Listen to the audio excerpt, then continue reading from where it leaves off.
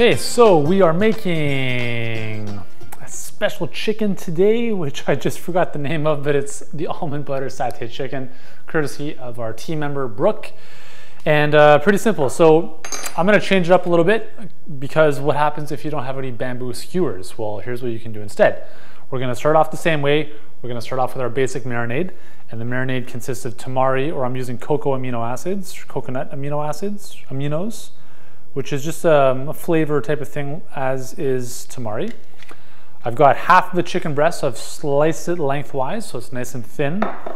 I'm gonna be preparing this on the skillet on the stove.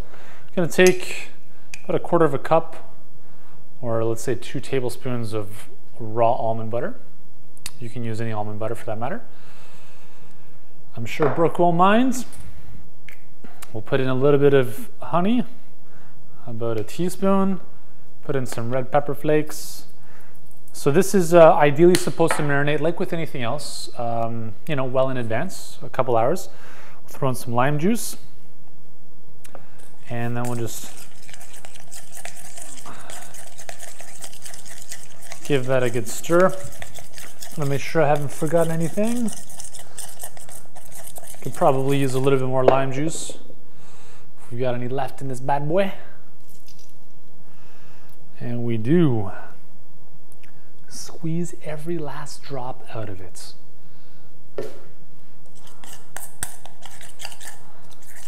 So a simple way to make your marinades is just prepare them in a bowl, throw them into a Ziploc bag with the meats, let them sit in the fridge. You could actually have several going at once.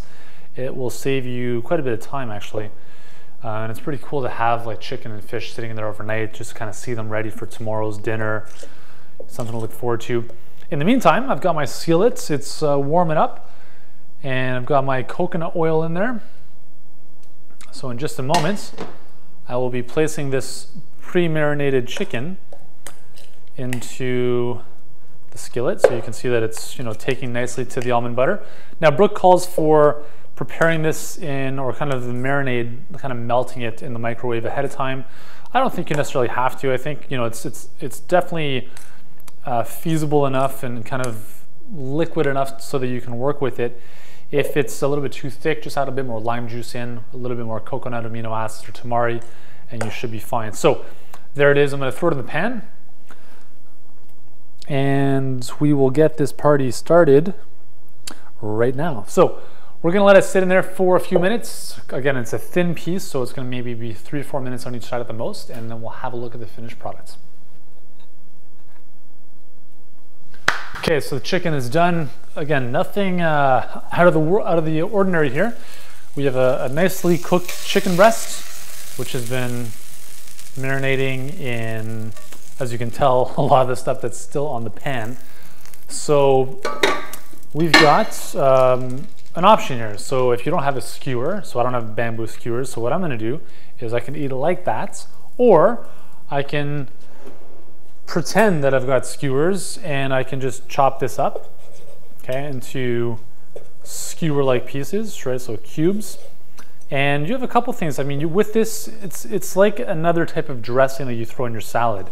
So if you want to add a little bit more pizzazz to some of your salads, you can add the chicken on top of a salad.